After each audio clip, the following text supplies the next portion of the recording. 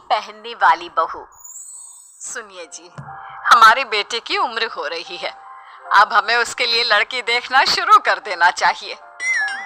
अरे अभी देवेश बच्चा ही तो है, तुम अभी से क्यों उसके लिए लड़की देख रही हो? अभी से लड़की देखेंगे तभी तो हमें कोई अच्छी लड़की मिलेगी ना, वरना आजकल का जमाना कैसा है ये तो आप भी जानते ही हैं। अच्छे घर की लड़कियां मिलना बहुत मुश्किल है। बात तो एकदम सही है तुम्हारी। आप रिश्ते देखिए और मैं बहू। इस घर में बहू तो सिर्फ मेरी पसंद की ही आएगी। विक्रम अपने बेटे के लिए लड़की देखना शुरू कर देता है। कुछ दिनों बाद वो सलोनी के घर जाते हैं। लड़की कहाँ है, जरा उसे बुलाइए तो सही। जी बस अभी आती ही होगी। स्मृति के इतना बोलते ही जींस टॉप पहने सलोनी वहां आ जाती है। सलोनी को देखते ही लड़के वालों के होश उड़ जाते हैं। ये क्या पहन कर आई है आपकी लड़की? माफ कीजिएगा लेकिन हमारे घर में ये सब कुछ नहीं चलेगा। वो आंटी जी क्या है ना, आज मुझे कॉलेज से आने में थोड़ी देर हो गई थी, इसलिए तैयार होने का टाइम ही नहीं मिला। तो तुम कॉलेज भी जाती हो? वैसे कितनी पढ़ी लिखी हो तुम? मैं अभी MBA की पढ़ाई कर रही हूँ। शादी के बाद क्या इरादा है तुम्हारा, जॉब या घर? जैसा आप कहो। देखो सलोनी, शादी ब्याह का मामला है इसलिए मैं झूठ नहीं बोलूंगी। मुझे मेरे बेटे के लिए एक ऐसी लड़की चाहिए जो खाना बनाना, बड़ों का आदर करना, पूजा पाठ करना जानती हो। ये जीन्स पहनना, कॉलेज जाना और जॉब करना, ये सब हमारे घर नहीं चलेगा। माँ ये सब आप क्या बोले जा रही हो? आखिर जीन्स पहनने में क्या बुराई है? और उसे जॉब करनी है या पढ़ाई, ये सब तो उसकी मर्जी है, इसका फैसला हम कैसे कर सकते हैं? चुप कर तू, तुझसे किसी ने सलाह नहीं मांगी है। तुम बताओ सलोनी, अगर तुम्हें हमारे घर की बहू बनना है तो ये सब छोड़ना पड़ेगा। आंटी जी, मैं जीन्स भले ही पहनती हूँ, पर इसका मतलब ये तो नहीं कि मेरे अंदर संस्कारों की कमी है। मुझे खाना बनाने, कपड़े बर्तन धोने से लेकर भगवान की पूजा अर्चना करना सब आता है। लेकिन मैं आपकी शर्त नहीं मान सकती। ना तो मैं जीन्स छोड़ूंगी और ना ही अपनी पढ़ाई। ठीक है, फिर हम भी इस शादी के लिए इनकार करते हैं। वृंदा, ये तुम क्या बोल रही हो? मैं ठीक ही तो बोल रही हूँ। मुझे सुशील और संस्कारी लड़की चाहिए। ऐसे आंखों में आंखें डालकर बात करने वाली लड़की हमारे घर की बहू नहीं बन सकती। ऐसे ही 2 महीने बीत जाते हैं, लेकिन वृंदा को ऐसी एक लड़की भी नहीं मिलती जो उसकी शर्तों पर शादी के लिए तैयार हो। वो जहाँ भी लड़की देखने जाती, उनसे ताउम्र साड़ी पहनने और घर का चूल्हा चौका करने की शर्त रख देती, जिसे सुनते ही हर लड़की इनकार कर देती। देखो वृंदा, बहुत मुश्किल से एक और रिश्ता आया है, तुम प्लीज यहाँ किसी पर कोई शर्त मत थोप देना। मैं नहीं चाहता कि तुम्हारी ऊट पटांग शर्तों के कारण हमारे बेटे की उम्र निकल जाए। अच्छा, तो अभी आपको मेरी शर्तें ऊट पटांग लग रही है। जिस दिन कोई गलत लड़की हमारे घर की बहू बन जाएगी ना, तब समझ आएगा आपको। देवी जी, अगर आपका हो गया हो तो अब चले हम लड़की देखने। हाँ तो चलो ना, कौन मना कर रहा है। वृंदा और विक्रम अपने बेटे के संग लड़की देखने जाते हैं, जहाँ लड़की की माँ चारुलता उनका स्वागत करती है। आप कुछ चाय नाश्ता लेंगे? नहीं नहीं, आप बस लड़की को बुला लीजिए। चारुलता अपनी बेटी वैदेही को आवाज देती है। थोड़ी ही देर में साड़ी पहने, हाथ में चाय लिए और सर पर पल्लू रखकर वैदेही आ जाती है। वैदेही को देखते ही वृंदा फूले नहीं समाती। वो बिना कुछ पूछे ही रिश्ता पक्का कर देती है और अच्छा सा मुहूर्त देखकर दोनों की शादी करा देती है। शादी के 2 दिन बाद, वैदेही बेटा, देवेश ऑफिस के लिए लेट हो रहा है तो उसके लिए चाय बना कर ले आ। मम्मी जी, मुझे चाय बनानी तो आती ही नहीं है और उनको ऑफिस के लिए बहुत देर भी हो रही है, वरना मैं YouTube में देखकर बना लेती। आप एक काम कीजिए ना, आज आप चाय बना लीजिए, मैं कल बना लूंगी। वैदेही की बातें सुनकर वृंदा का मुंह खुला का खुला रह जाता है। और अब वो करती भी तो क्या, बेटी को ऑफिस के लिए लेट जो हो रहा था तो बस फटाफट वृंदा ने रसोई में घुसकर चाय बनाना शुरू कर दिया, जिसके बाद देवेश ऑफिस के लिए निकल गया। अब वृंदा सीधे वैदेही के कमरे में जाती है। बहू, तुझे खाने में क्या क्या बनाना आता है? कुछ भी नहीं मम्मी जी। है? कुछ भी नहीं मतलब? क्या तेरी माँ ने तुझे खाना बनाना नहीं सिखाया? नहीं तो मम्मी जी। वैदेही के इतना बोलते ही वृंदा अपना सर पकड़ लेती है। वैदेही भी अपनी सास की ये हालत देख मंद मंद मुस्कुराने लगती है। अच्छा बहू, ये बता, तुझे कपड़े धोने तो आते हैं ना? ना। क्या? कपड़े धोने भी नहीं आते? अच्छा तो बर्तन धोना, वो तो आता ही होगा। नहीं मम्मी जी, मैंने आज तक कभी बर्तन धोए ही नहीं। तो एक बात बता बेटा, तुझे आता क्या है? इस पर वैदेही शर्माने लगती है। अरे शर्मा क्यों रही है? बता ना, कुछ तो आता ही होगा तुझे। वैदेही शर्माते हुए कहती है।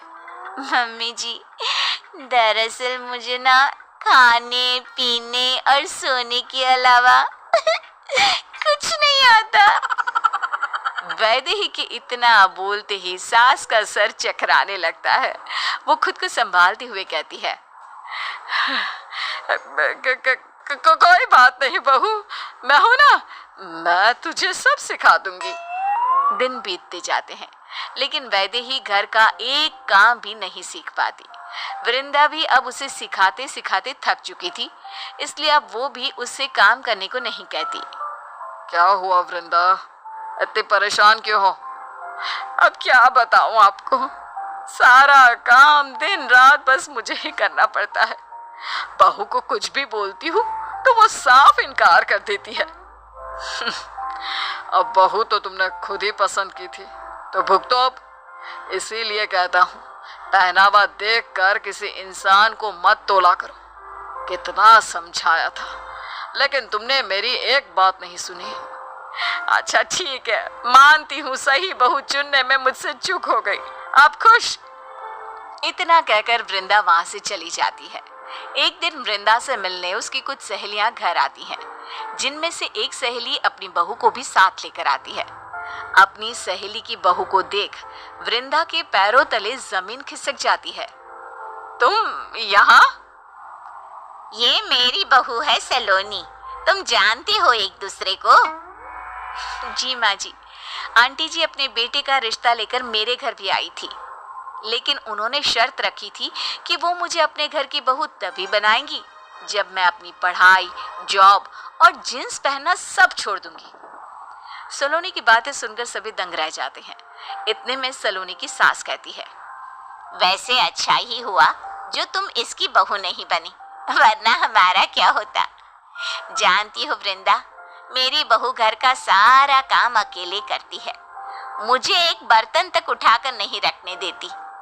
मैं तो सच में बहुत भाग्यशाली हूँ जो सलोनी मेरे घर की बहू बनी है।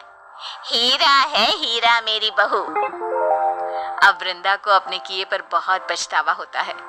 उसे शैलजा से जलन भी होने लगती है, जिसके कारण वो अपनी बहू की झूठी तारीफों के पुल बांधना शुरू कर देती है। अगर तेरी बहू हीरा है तो मेरी बहू भी कोहिनूर है। जानते हो तुम लोग, मेरी बहू तो सुबह उठने से पहले ही मेरे हाथ में खाना ला कर दे देती है और मेरे बोलने से पहले ही घर का सारा काम खत्म कर देती है। ऐसी है मेरी बहू। जिस बहू की तो इतनी तारीफ कर रही है, जरा अब उससे मिलवा भी दे। हाँ हाँ, क्यों नहीं।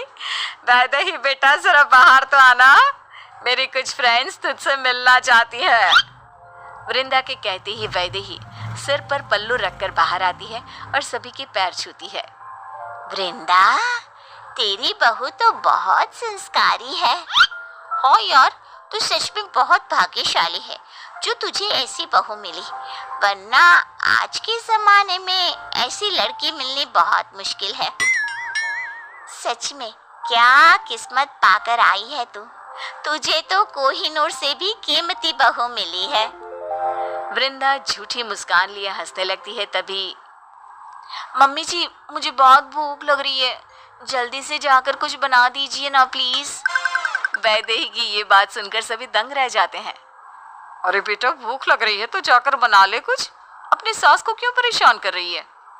इससे पहले कि वैदेही कुछ बोलती, वृंदा बीच में बोल पड़ती है। वो क्या है ना, बहू को सिर्फ मेरे ही हाथ का खाना पसंद है, इसलिए वो मुझसे बोल रही है।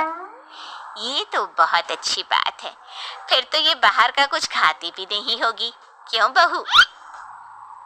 अरे नहीं नहीं आंटी जी, मैं तो सब कुछ खा लेती हूँ जो भी मिल जाए, बस मुझसे ना ये काम वाम नहीं होता। मुझे तो आप बैठे बैठे जो दे दोगे मैं सब खा लूंगी। क्यों वृंदा, तू तो बोल रही थी तेरी बहू घर का सारा काम करती है। अरे बहू, तुम लोगों से मजाक कर रही है क्या? तुम भी इसकी बातों पर भरोसा कर रहे हो? जा बहू, जाकर सबके लिए चाय बना दे। मम्मी जी, मैंने आज तक अपने लिए तो चाय बनाई नहीं, फिर इतने सारे लोगों के लिए कैसे बना दूं? अगर आप चाय बनाए ना तो मेरे लिए भी बना देना। मेरी फेवरेट सीरियल का आने का टाइम हो गया है, मैं अपने रूम में जाकर टीवी देख रही हूँ। हाँ, थोड़ी देर पहले तक जो लोग वैदेही की तारीफ करते नहीं थक रहे थे, अब वही लोग उस पर हंसने लगते हैं। वृंदा को अब अपनी बहू और अपनी छोटी सोच पर बेहद शर्मिंदगी महसूस होने लगती है। तुम लोग बैठो, मैं तुम्हारे लिए चाय बना कर लाती हूँ। नहीं वृंदा, उसकी कोई जरूरत नहीं है, अब हम यहाँ और नहीं रुक सकते। मुझे फक्र है अपनी बहू सलोनी पर, जो ऑफिस के साथ साथ पूरा घर भी संभालती है। चल बेटा, घर चलते हैं। जी मम्मी जी, बस 2 मिनट दीजिए मुझे। सलोनी वृंदा के पास जाती है और उससे कहती है, आज तो आपको एहसास हो ही चुका होगा आंटी जी कि कभी भी किसी को उसके कपड़ों से जज नहीं करना चाहिए। जींस पहनने का मतलब ये नहीं होता कि लड़की असंस्कारी है, या फिर अगर लड़की ऑफिस जाती है तो अपने परिवार को नहीं संभाल सकती। ये सब सिर्फ एक गलत सोच है। अच्छा हुआ उस दिन आपने मुझे ठुकरा दिया, वरना मुझे इतना अच्छा ससुराल नहीं मिलता। आज अपने पूरे जीवन में पहली बार वृंदा को एहसास होता है कि पहनावे को लेकर उसकी सोच कितनी गलत थी। कभी किसी के संस्कारों को उसके कपड़ों से तोलकर नहीं देखना चाहिए। कपड़े कभी किसी की काबिलियत और संस्कारों को बयान नहीं कर सकते। दोस्तों, हमें उम्मीद है कि आपको हमारी ये कहानी पसंद आई होगी। कृपया हमारे चैनल को सब्सक्राइब करें और सभी अपडेट्स के लिए बेल आइकन जरूर दबाएं। और हाँ, वीडियो लाइक और शेयर करना मत भूलिएगा। Bye bye.